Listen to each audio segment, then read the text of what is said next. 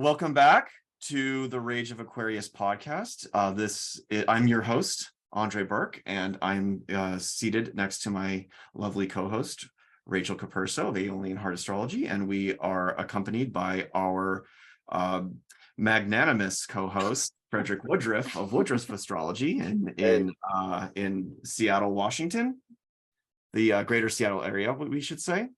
And this is an episode that we're really excited to record because this was the episode that we conceived this podcast around.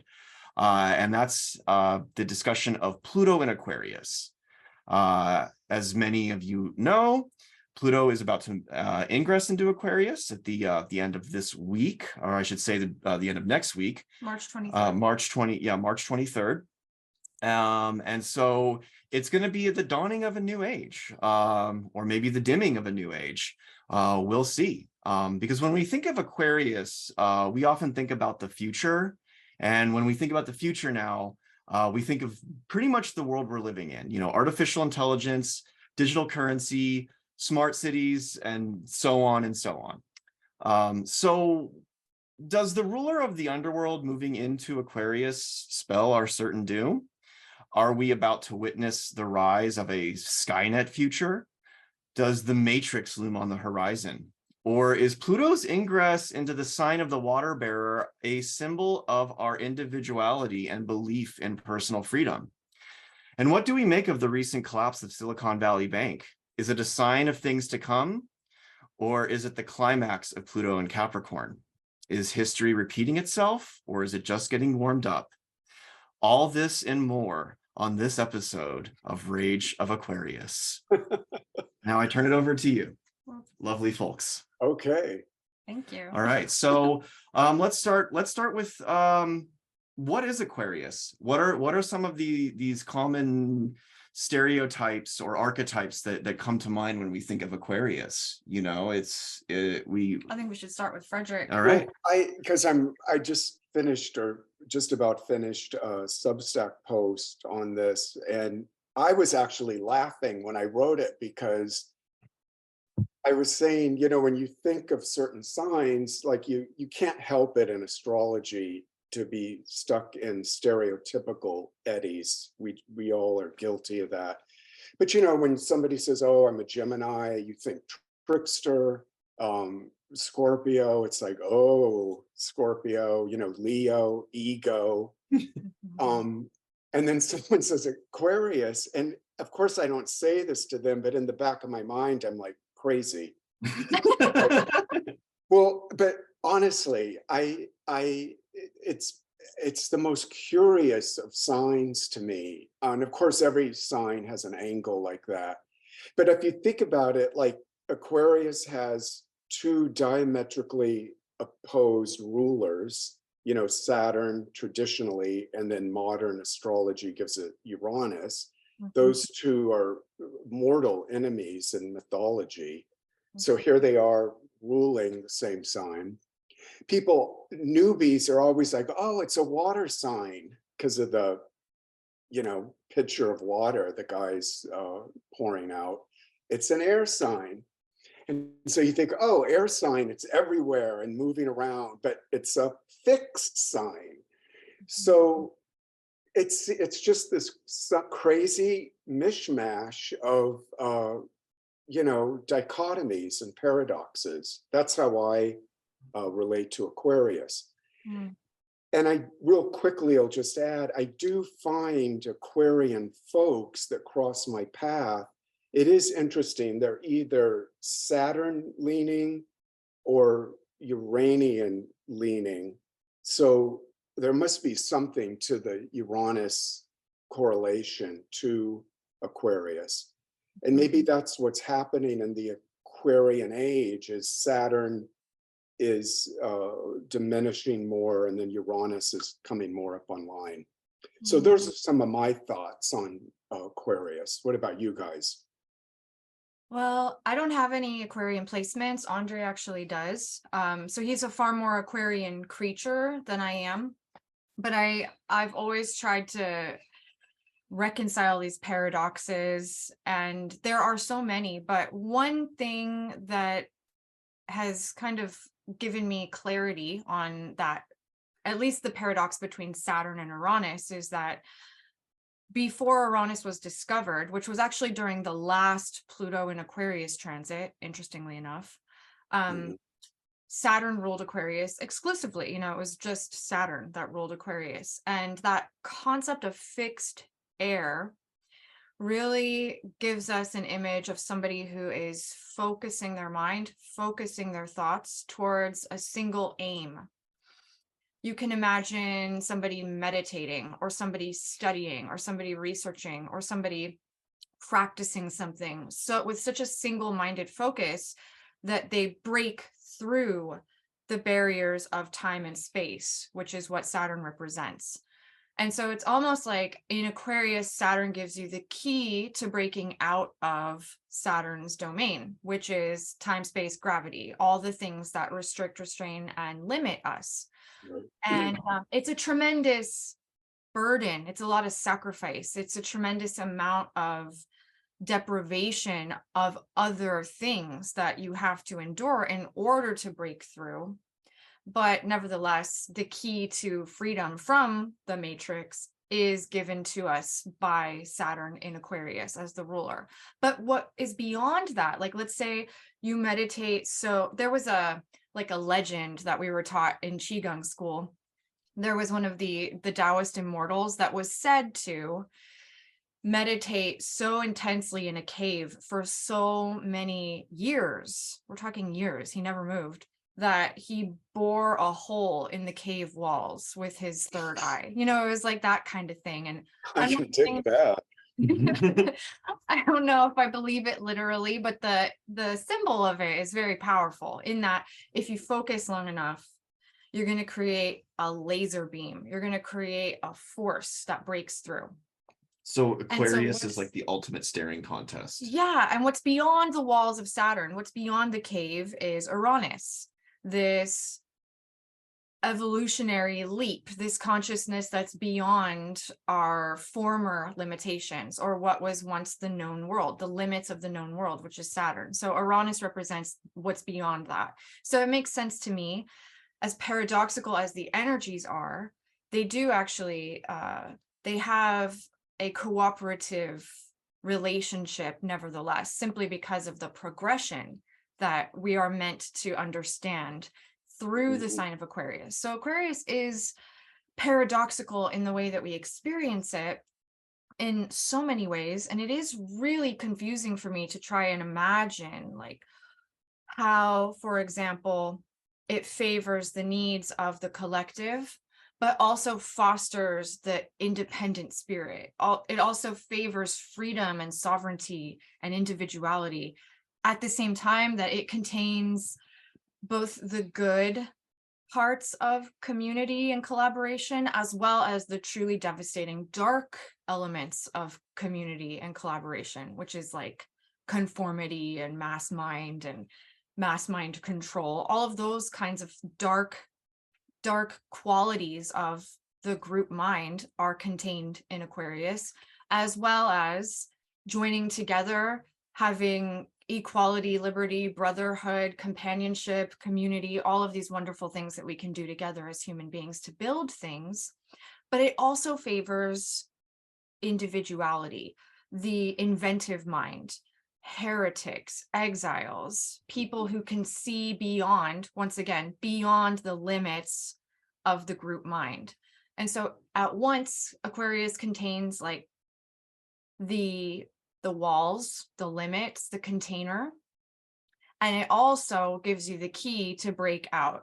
So Right. there is, Yeah, exactly. confusing. I would add, being a fixed sign, the thing that I'm curious about with Pluto moving into Aquarius is that concentration of power that Leo, Scorpio, Taurus, and Aquarius, they, power gets very, very, talk about one-pointed and drilling through a wall.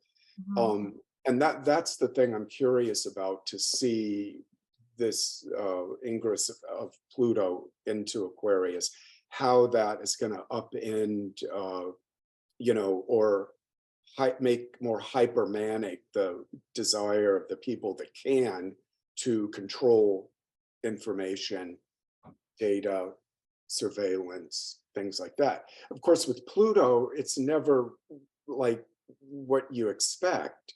It's like that thing Robert Hughes says, there's nothing like people's dreams of the future that fall apart quicker.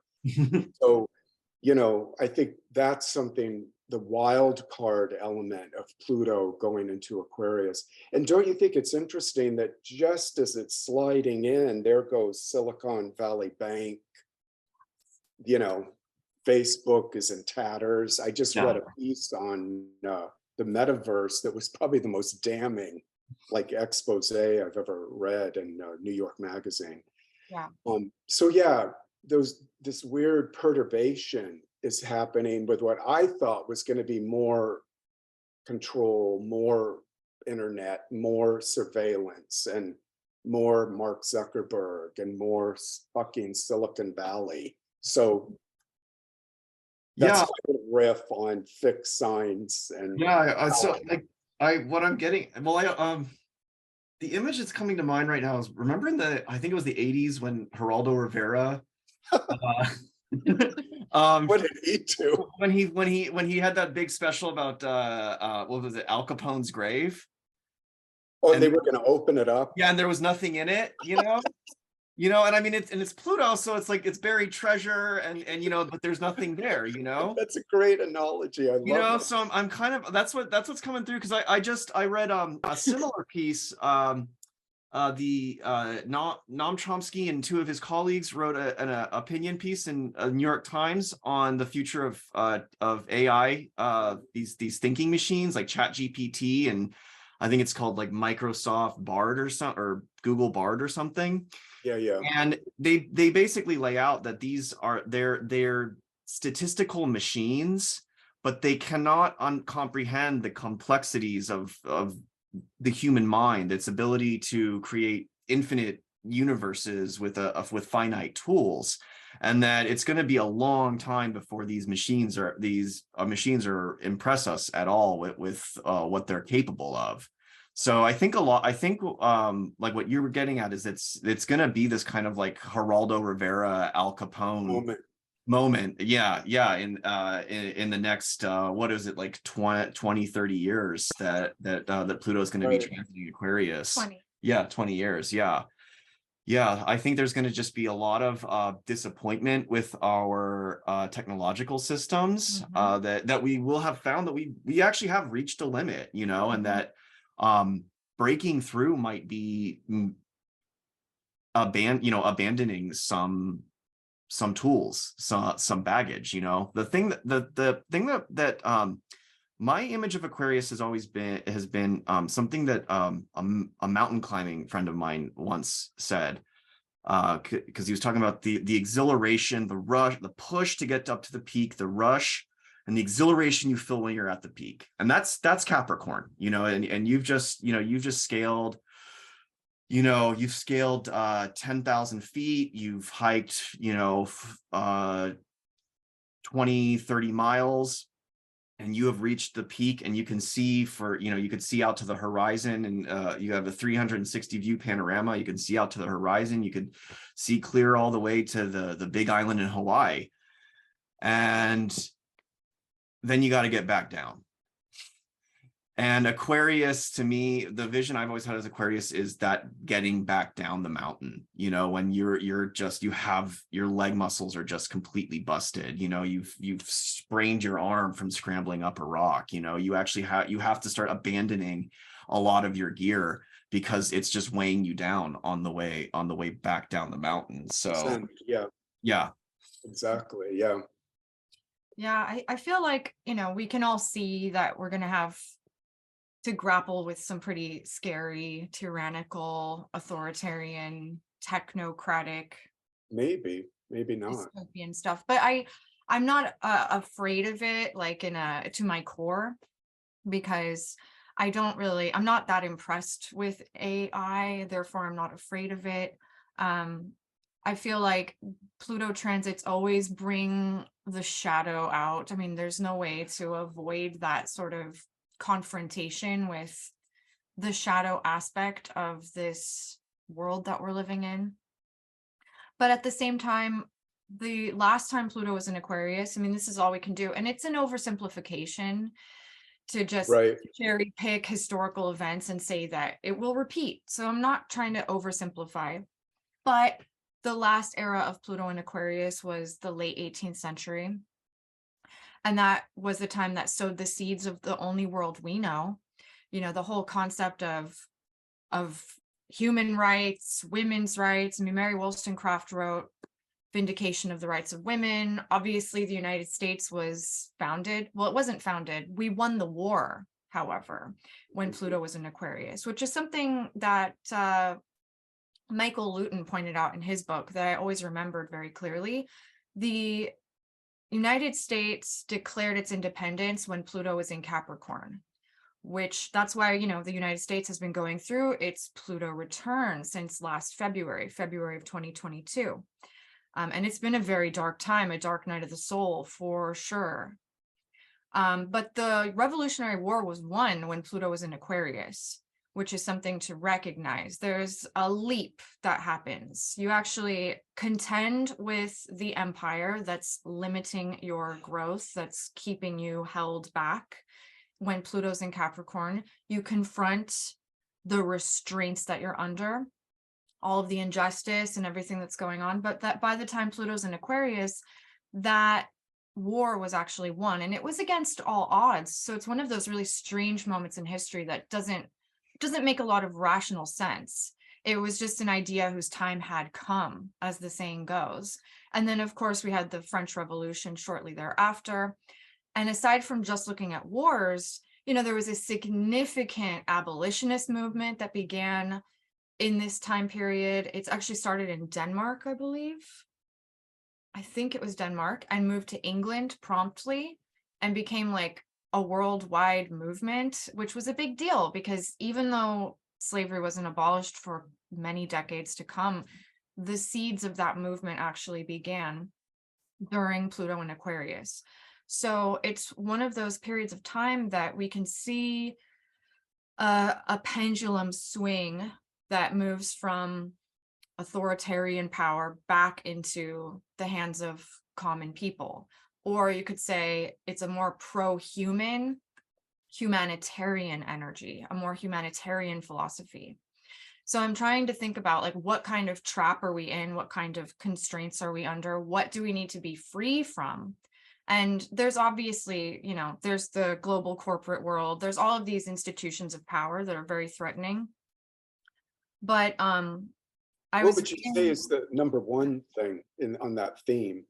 What I think what we need to be free from more than anything is the model of reality that's based on statistics, scientific model of reality that reduces every individual to a statistic.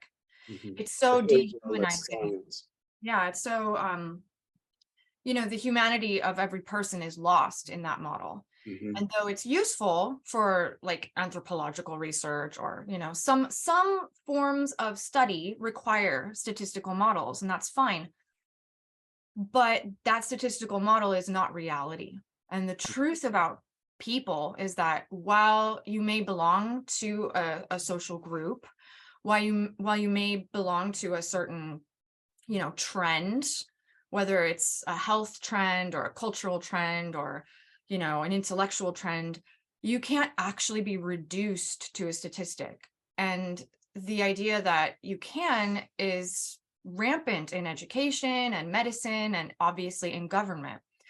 When institutions of power, whether it's your government or your school or your doctor, when they reduce you to a statistic, they can no longer help you. They can no longer help you. They're not treating you. They're not teaching you. They're not actually helping you. They are. This is how, sorry to cut in, Yeah. but this is actually it's more dire than your diagram in it. If you try to study psychology now to get a degree, say, this is all you're taught, basically, is behavioralist, statistics, numbers. Yeah. And then just from the two friends I have that are shrinks, it used to be you could go in, see a shrink, and have dialogue, have analysis. Now you have to enter everything into the computer, and Yeah. then it suggests the pharmaceutical remedy Yeah. for the, whatever the person's coming in there for. Well, So it's actually it's more dire than I think people are aware, especially people with an Aquarian theme, trying to have mental air health mhm. for themselves. So I'm hoping the Pluto Aquarian transit, and I think we talked about this maybe offline, but the microdosing, Mhm. euthanasia enters, more of a widespread solution. I mean, when I watched her in her 90s, I realized she was really alive the last 3 or 4 years of her life because of pharmaceuticals, more pharmaceuticals, surgeries, etc. And it was quite a lot of suffering to be Mhm. alive, Mhm. to support, Merck and Pfizer. So that's my little footnote to what Rachel's saying. Where are you at, Andre? I had a very similar experience that you did when my grandfather passed. It was actually right when Pluto entered Capricorn in 2008 that he was diagnosed with renal failure, and they put him on dialysis 3 times a week between, and he ended up living another 4 years. And like you said, that it just ended up going in the pockets of not I forget the company. They had some sinister sounding name, like like Diablo Dialysis or something. That wasn't it, but that but and I just watched, he was so, my grandfather, he was such a jolly character. He was a sun conjunct Neptune in Leo, so he just had such just a warmth about him, and I, over those 4 years, I just watched him just get drained of his life force and just get sucked into this black hole. And had we had a culture that embraced death more openly, where the discussion maybe with the family, instead of here's what we're going to do to make sure you don't have to face the bad thing right now, here's what we're going to do to put off the bad thing that we don't want to talk about, here are your options. This, we can get him, we could get you a hospice service set up in your home. David, you're not, you'll make it another 6 to 8 weeks, but you're going to be surrounded by your family who loves you. And it could have actually been an incredibly deep bonding experience for the family. And and we get robbed by that because of this this sort of dark side of this dark Aquarian side, where it's like, it's Chat GPT that just, it gets the command, do no harm. And it doesn't understand how to like read the subtleties and what harm is. It just computes, death death is harm, the end of life equals harm, therefore we must preserve life at all costs. Yeah, God, we just watched a really great Nicolas Cage film, Bringing Out the Dead, which explores all of these themes, where he's an EMT, he's an ambulance driver in New York's Hell's Kitchen. Oh, I remember this. Yeah, it's a phenomenal Oh my film. God. I mean, It's a Martin Scorsese film. yeah, It's one of his best. yeah, it is. It honestly is. And Nicolas Cage describes his acting style as nouveau shamanic, which I always thought was kind of like borderline Sounds douche, like him. but That's and great. I thought it just meant like extreme method acting, like how in Birdie he got dental surgery without Novocaine so that he could feel real pain, so that when he wasn't doing work. but when I saw this film, I really understood what he meant, where he really was some kind of, it's like he was leading a ceremony or a ritual that was actually really transmuting real pain that we've all been through, because so many of us have had these experiences in the medical system where just that cold medical gaze, it cannot see the humanity of the patient or the patient's family. And The individuality. the individuality. Yeah. Yeah. They don't Have really. you ever been like waylaid? Sorry, Rachel, to cut in on you. I'll be quick, but I'll just, on this theme, I remember one time, I don't know, I was having some kind of heart palpitation, something. I don't know what it is, but I ended up in the clinic and they sent me into this room, put me on this, you know, metal table, took off my clothes, shirts and stuff to do all the wiring and shit. And big bright light over me. And then it was so fucking wild because the two nurses that were there working on me, I could have been like just a slab of hamburger, because they were like, did you go out with that guy last Saturday? And, you know, they're like plugging me in. And she's like, no, I'm not going to date him anymore. You know, like it was so surreal. You're just a thing. And then they're, you know, then they got me wired and then they snapped back into their task. Yeah. But it was so impersonal and bizarre. Really. You had that experience with the surgery once, didn't you? Oh my God. When I was 19, I had like a severe heart arrhythmia that was causing me to pass out all the time. Like I was passing out all the time. So I would not do this now, but I was 19. So I was very young and naive. So they told me that in order to correct the arrhythmia, they had to do a procedure called an ablation, which is essentially they go up through arteries and into your heart and electrocute your heart to burn off certain nerve pathways to correct the arrhythmia. So in this surgery, I was not completely unconscious.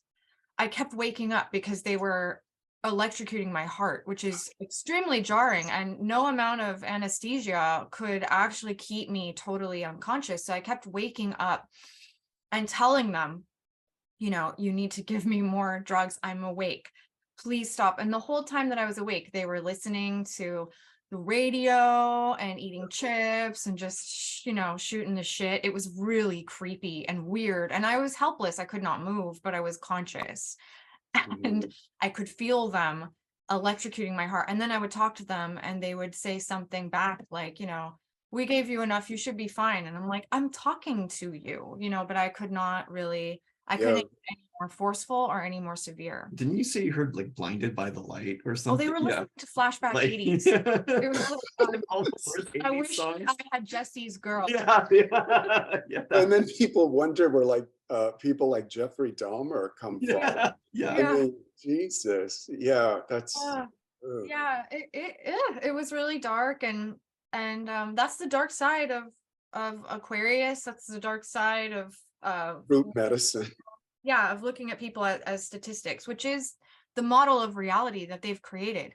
But that doesn't mean that it's real. You know, like when I studied anthropology for my undergrad, and I learned from the inside how fake statistics are. It's something really subjective at the end of the day, which is hilarious because you're trying to create this objective measurement. But then when I worked at a nonprofit organization, my job was to write grants, and it was my job to do the statistics for the nonprofit. And I brought in my first report. You know, I worked really hard on it. I worked really hard on the stats, really hard on the grant. I brought it into the CEOs and they were like, can you massage these numbers? This isn't going to get us the money we need. Right. So they had me recategorize things so that the statistics would be what they wanted. And I was like, well, then why did I work so hard? Why don't I just make up numbers?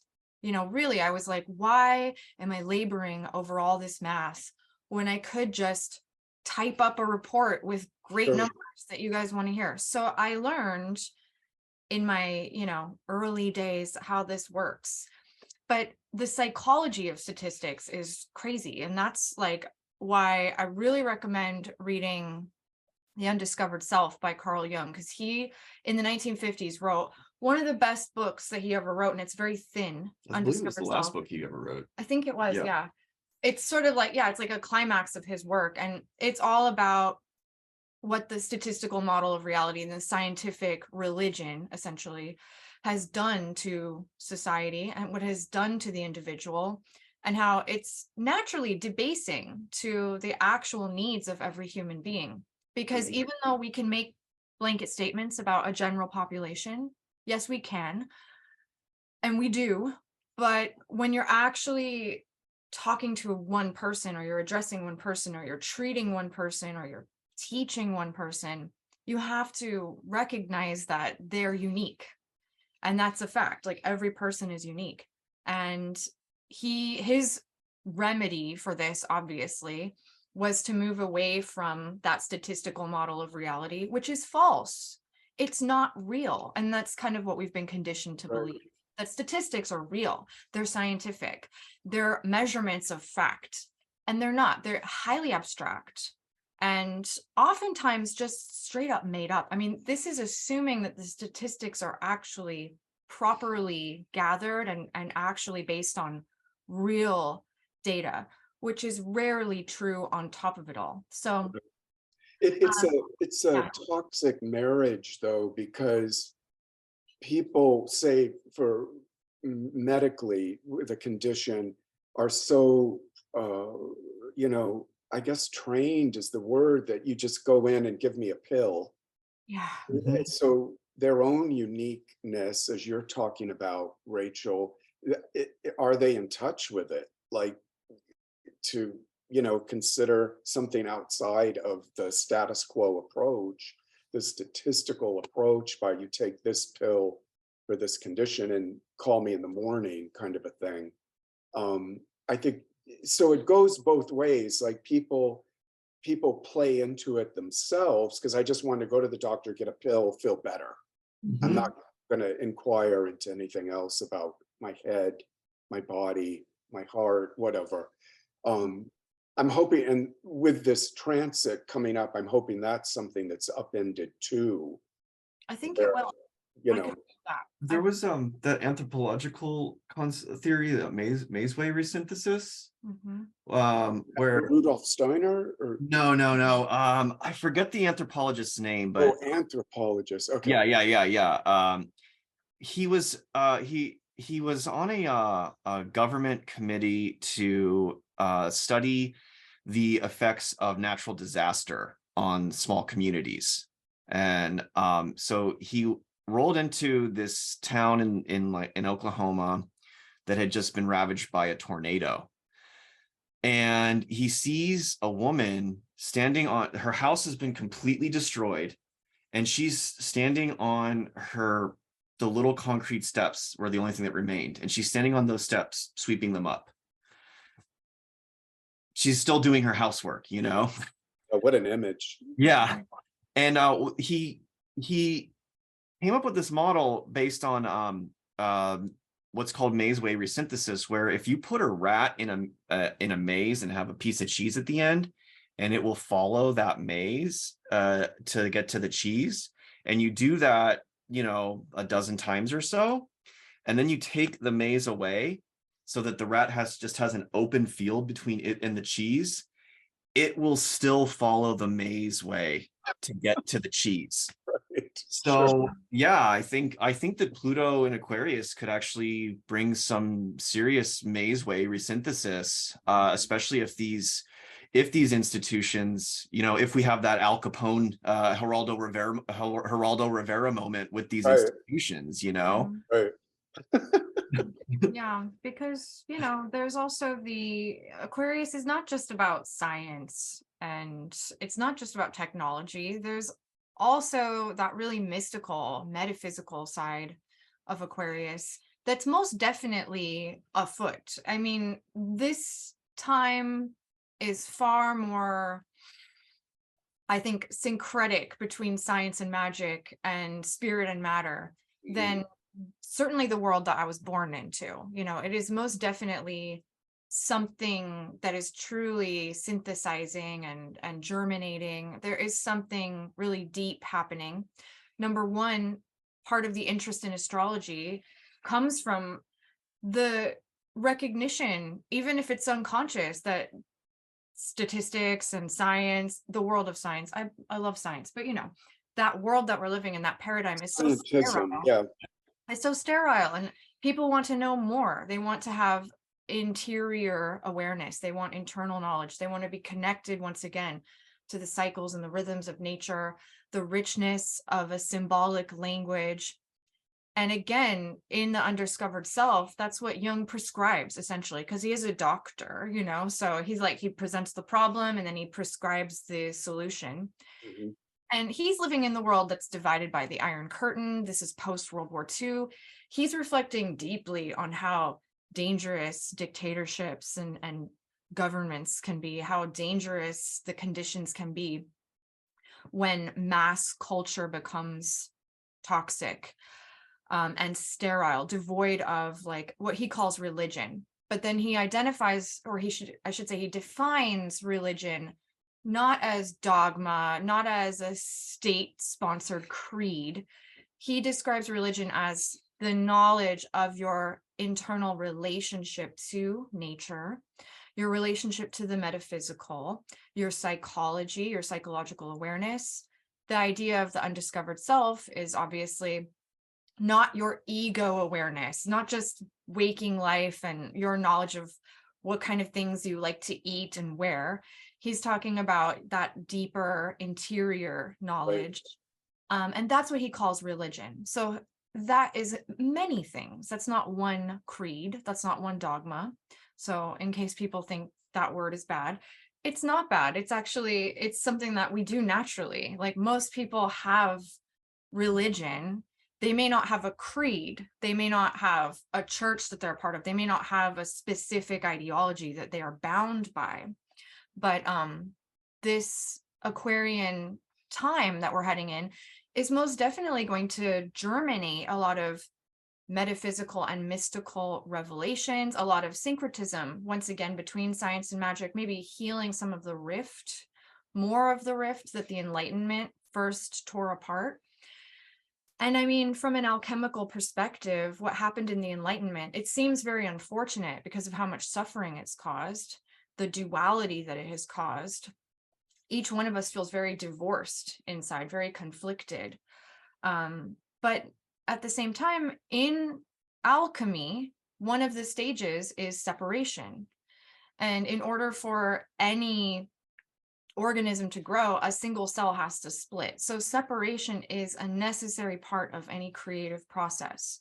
And maybe when the ideological atom split during the Enlightenment, that separated spirit from matter, just to put it simply, maybe that was a necessary part of an alchemical process that's now actually heading into another stage where things come back together, conjunction of opposites again. So hopefully that's what I would like to see. I like that as a narrative to hold. I think that's really well put. And we're back with the worst astrology of the month.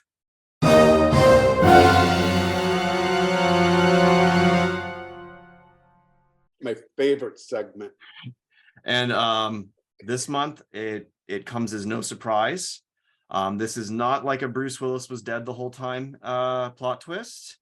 We've been talking about it the entire time. Pluto in Aquarius is the worst astrology of the month. And not just Pluto in Aquarius, but Pluto crossing the 0 degree of Aquarius, which is where we had the great conjunction of Jupiter and Saturn about almost 2.5 years ago now in December of 2020. And that ushered in this whole new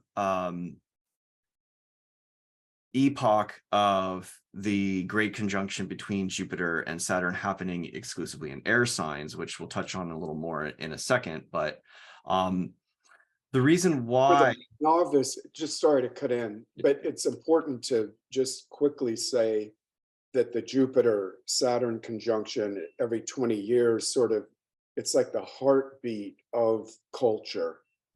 It it comes in, conjuncts, releases a whole new impetus into the culture, you know, and then 20 years later, boom, boom. So yeah, Pluto's now gonna Yeah. cross. Yeah, and so Pluto is doing he's going to be doing the dubstep remix of of what just happened a few years back. And my insight into this comes from my background in media studies, where I noticed a trend of significant moments in mass media and technology taking place while Saturn was in Aquarius. The Nazi Ministry of Propaganda was founded when Saturn was in Aquarius, and that's significant because it was based on Goebbels based his entire propaganda system on the work of an American an American named Edward Bernays, who was Sigmund Freud's nephew. There's a really great documentary out there if you want to learn more, called Century of the Self.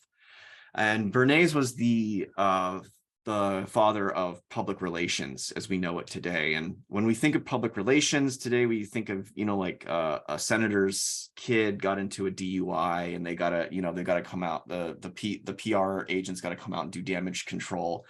But it actually had a way more insidious purpose, in that they were looking at the growing masses of populations, where, you know, in feudal times, a king maybe only had to manage a population of 1 million people in his fiefdom, in his kingdom. But at the dawn of the 20th century, we started having these, you know, borders started getting more porous, and we started seeing populations reaching the billions. And, you know, leaders were questioning, how do we actually control this many people? You know, it's easy to control a small little kingdom, but how do we control this many people? So Bernays started experimenting with the work of his uncle Sigmund Freud into human psychology, and he found, you know, that people, how do I phrase this? That people, they like to unite around a common belief. You know, they identify with certain symbols, and they like to unify around that belief. And the more that comfort in numbers and security in numbers. yeah, exactly. And so the first experiment he did was the Torches of Freedom campaign, where he what was it? Lucky Strike wanted to break into the female demographic, because women weren't smoking back then. So he decided, well, people love freedom. This is an idea that people will gather around, and if we could get them to associate cigarettes with power, with freedom. Women, with women. So he paid off all of these beauty queens to march through the streets of New York City, lighting up for freedom. Who doesn't want to light up for freedom, you know? Totally. And so it's that getting the masses unified around a singular idea that was represented by a certain symbol or something, you know. And just so going back, this is about Saturn being in Aquarius. So yeah, these were the ideas. Yeah, these were the ideas that influenced Goebbels in his propaganda campaign for the Nazi Party. And that, so when Saturn was in Aquarius in 1933, the Nazi Ministry of Propaganda was founded. And then 30 years later, in 1963, the JFK funeral was broadcast internationally. And Marshall McLuhan made the observation that this was kind of like the first kumbaya, the first technological, mediated kumbaya, where the entire world was watching this live broadcast. It was the one of the first live broadcasts of any event, and it was the most tuned in across the world. So this was our first international sleepover that was mediated by technology, you know. And then 30 years after that, the public internet that launched. That was when the first consumer computers were able to access the internet. And then obviously 30 years after that, we had the pandemic, and we were all just sort of driven into the internet. It became a necessity. It was no longer a luxury. It became a necessity. And in that time, we saw a lot happen. We saw, the release of the launch of the metaverse, the launch of ChatGPT, Elon's usurping at Twitter. We saw a lot. There was a lot of activity that went on online, and so now that Pluto is going to be crossing that 0 degree, like I said, it's going to be like it's the dubstep remix. There's going to be something that's going to happen in that sphere, I think, that will It's Raiders of the Lost Ark. yeah. Yeah. Temple of Doom. Yeah. What are your guys' intuitive hits on that, with the theme of the way Saturn, when it moves through Aquarius, lays out a certain matrix, and then here comes Pluto touching that hot spot from a couple years ago. I think it was right on the solstice It was. when that conjunction happened with Jupiter and Saturn. So here comes Pluto now this month to that 0 degree of that conjunction into the sign. Rachel? Oh, I feel like there's going to be a lot of desire for like vengeance against what people perceive to have been, crimes against humanity. I feel like that's the dark side of it. There's going to be, and some of it is justified and righteous anger, and some of it will be, insanity. I think that there's going to be a very painful desire for vengeance. I feel like, one thing that the Pluto in Capricorn transit really did was it gave us like an X-ray, or I guess it gave most people an X-ray into what the nature of these institutions of power are really like, what they're about, what drives them, and I feel like more people than I could have ever imagined now are extremely cynical about their leaders, extremely cynical about corporations, very hyper aware that greed runs the world, and hyper aware of how toxic and sick it really is at the top.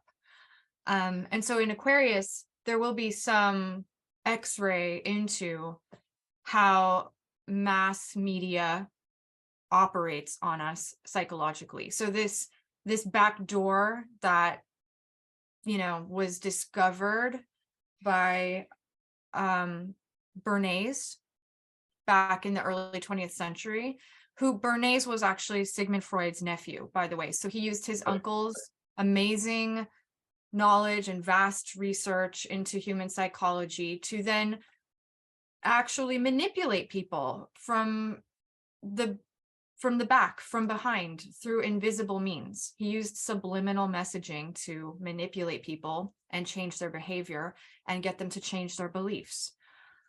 This has been happening. There's been these psychological operations on the masses ever since. It's been a non-stop social experiment through mass media, through propaganda, through commercials, for various reasons. I mean, they want to get you to buy stuff. They want you to hate yourself. They want you to vote for this person. They want you to support that war, whatever. It goes on and on and on. There's many reasons why, many types of messaging. But I feel like when Pluto enters Aquarius, there's going to be some, like everything in nature evolves. Roses perhaps did not used to have thorns, but over the millennia, they developed thorns to protect themselves so that they could flourish into these most beautiful blooms. Other examples are numerous. We can watch evolutionary pressure, produce mutations that are actually designed to protect the life form and give it more of a chance to thrive, even in harsh conditions, or if conditions change rapidly.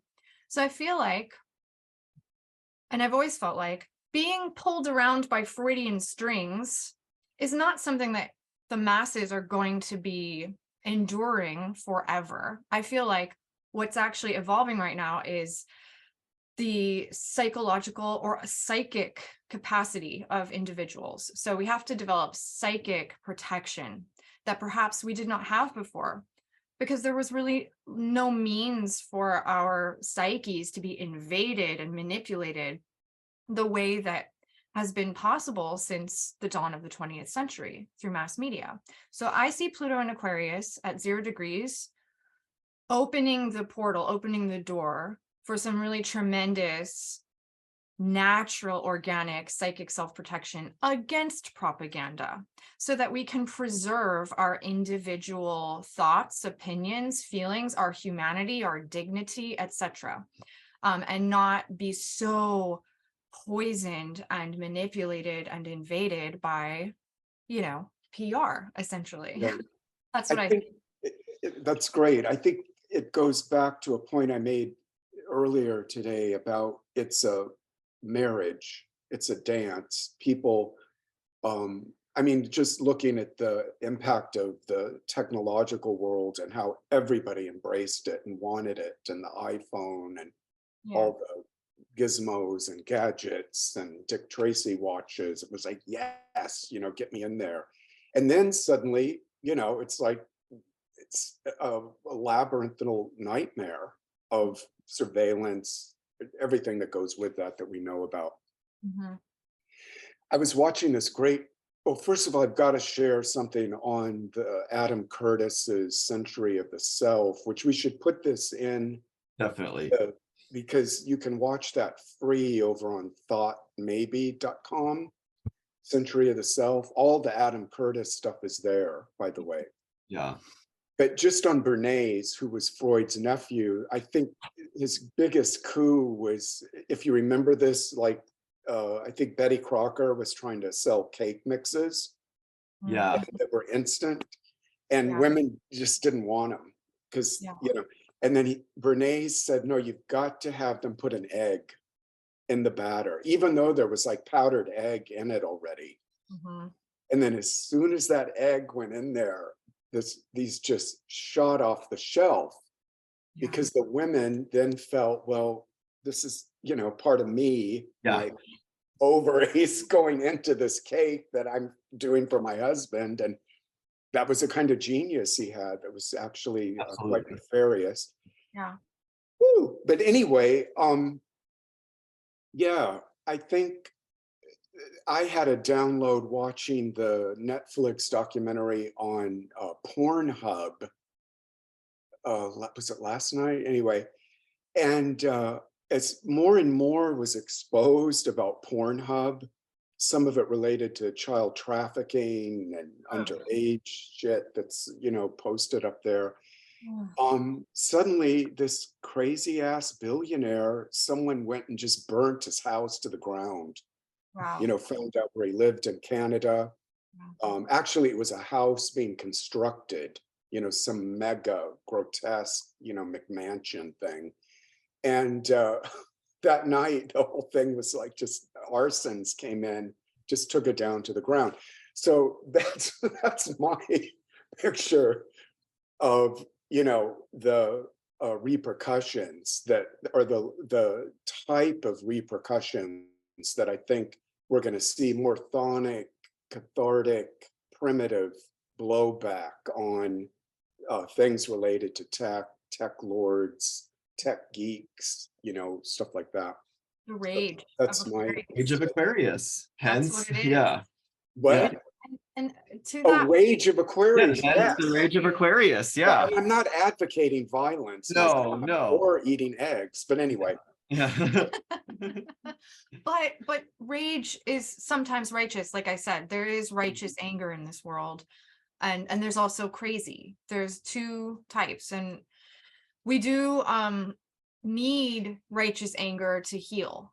That's like the heat that cauterizes a wound and prevents it from continuing to be infected and open. And heat is what cauterizes a wound. So yes, when Pluto crosses into Aquarius, I see a lot of heat rising. Right.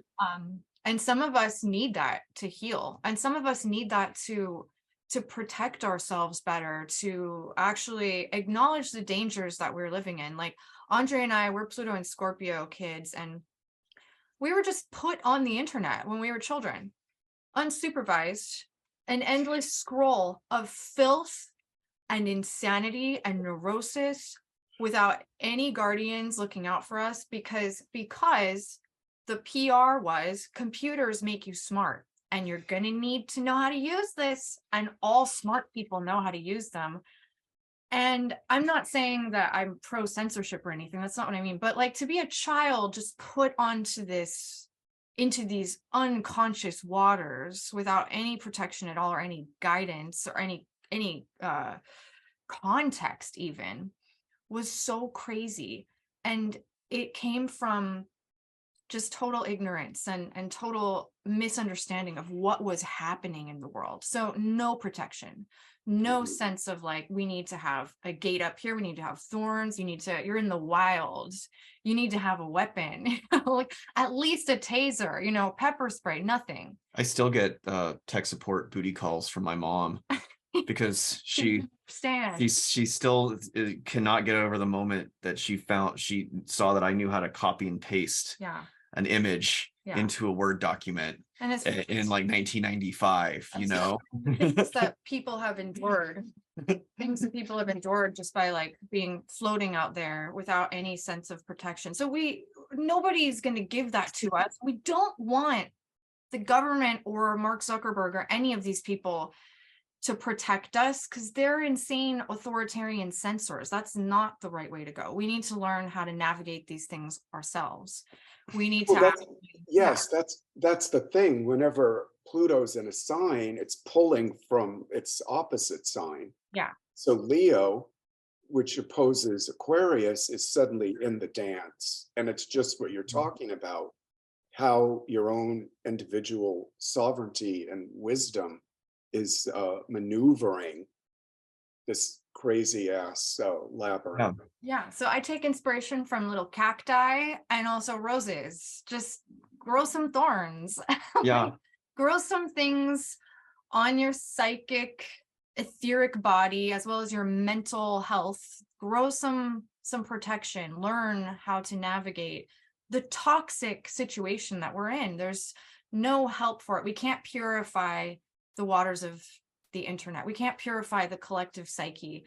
It's filthy out there. There's child porn out there. It's horrible. Like, we're really in a difficult situation, having to tune in. There's TikTok influencers. There's TikTok. I mean, all it really is, I think, is just an amplification of something that's always there in culture. I mean, when Gutenberg, developed the press, suddenly right after all the Bibles were printed, it was erotica, and when the VHS came along, it was the porn industry that galvanized that. And the same online with streaming, it was the porn industry that got, everything up to speed and quicker downloads and stuff like that.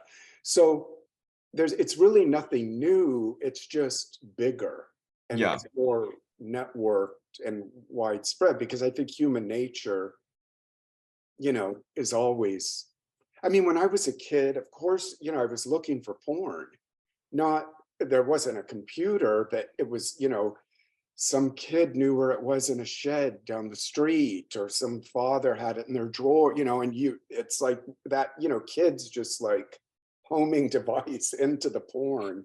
It's like the early days of desert raves, where you had to go on like a scavenger hunt to a liquor store out in Barstow, and there's going to be, now you just get the directions emailed to you. No wonder there's all these incels and stuff. I think they've just been burned out from, first of all, thinking like, God, that's how I've got to have sex, like with a woman, or like, I mean, I think that's that's the danger of growing the thorns, is that it's not necessarily going to manifest in the most like high vibe, sacred masculine David data of ways. That it's going to be more of this like, unintegrated reactionary crusader like mentality against it, rather than just like, well, I've got to, this Aquarian style where I need to be responsible for myself. I need to show certain restraint. I've got a long way to go to get down this mountain, and I've got to conserve my water. I have to, there's nobody up here at the top of this mountain that's going to be responsible for me other than myself, Exactly, yeah. That's how I started seeing pornography the older I got. It wasn't so much this like this puritanical crusade against it. It was more just like, God, this stuff is really just draining my energy, and there's so much time in the day that I need to really start managing what I'm doing with myself, and I think that's more of like a healthy attitude because we, toward the whole thing, toward technology in and of itself. I really like what you said, that there's nothing new under the sun, essentially. And I remember watching that documentary. It was really big right when the pandemic dropped and we were all driven online, and then we get hit with this Netflix documentary about the dangers of social media. I forget what it was called, but Yeah, I remember that one. I remember watching it and just thinking to myself, it just doesn't, all it seems is that it's just accelerated. The algorithm, these sort of these psychological profiles that the algorithm is designing on you to make your the advertising more and more and more personalized.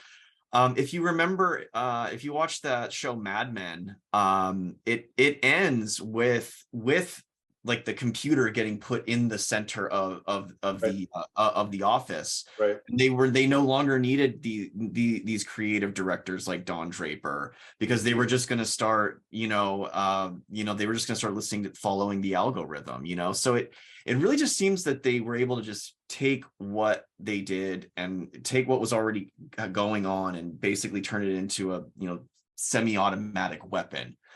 Which is still dangerous nonetheless. But I think a lot of growing those like healthy thorns, it comes from comes from recognizing, that there is nothing new under the sun. That this has been going on.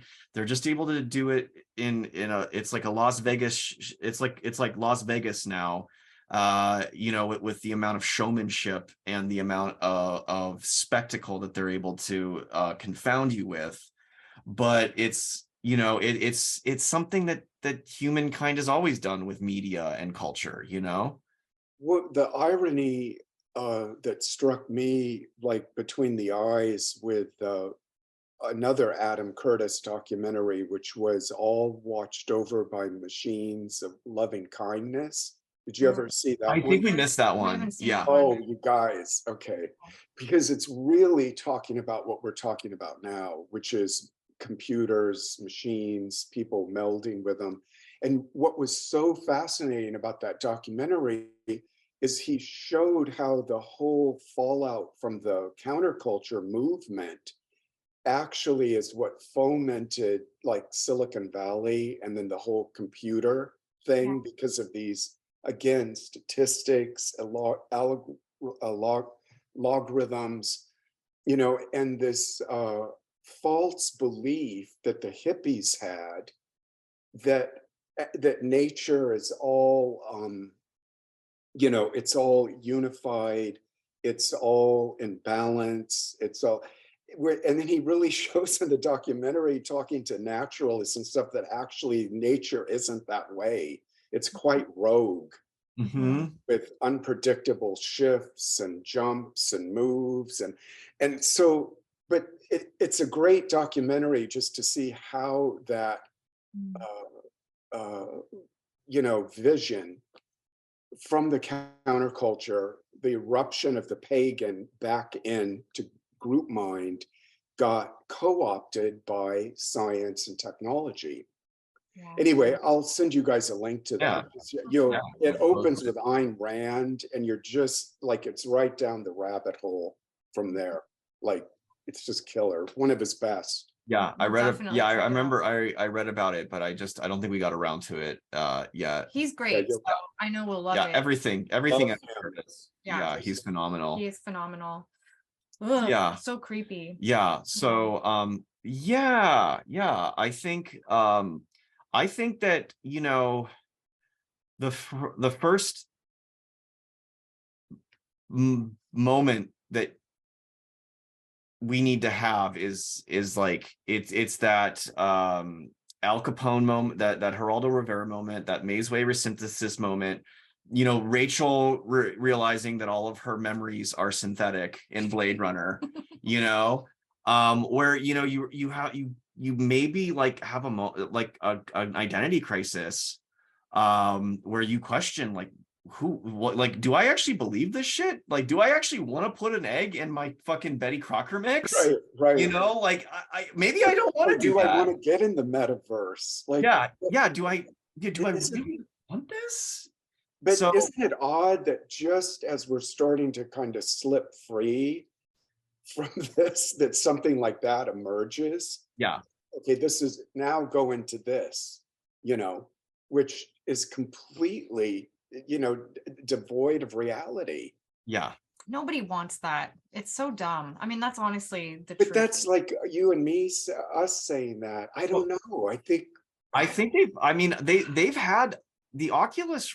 I could be completely wrong, and if I am, like, I encourage anybody to write in and inform and correct me. But the Oculus Rift has been on the market for over 5 years now, and I think closer to 10. yeah, and I think they've only sold like 10 million units. It's just Up from that now. what? It's higher than that now. Yeah, but it's still in Not what they terms of, like, want. No. yeah, in terms of like how widespread, you know, tablets and iPhones and laptops are, it's so infinitesimal that it doesn't. There was when you remember the Google Glass, you put the, Yeah. like, Oh my God, how is ragging on that? Yeah. yeah, and there was a study done that showed that there's actually this limit to which we are comfortable with technology invading our bodies. Exactly. It's just sometimes it just gets like it's too close for comfort. Well, the Oculus, I mean, it's absolutely depersonalizing. Mhm. Like in that article in the New York magazine, it opens with this guy with it on, and his kid walks in the room and goes, Jesus Christ, you look like that leopard we saw in India that had its head stuck in a pot. It's like, God, that just nails it. Leave it to a kid, like, you know.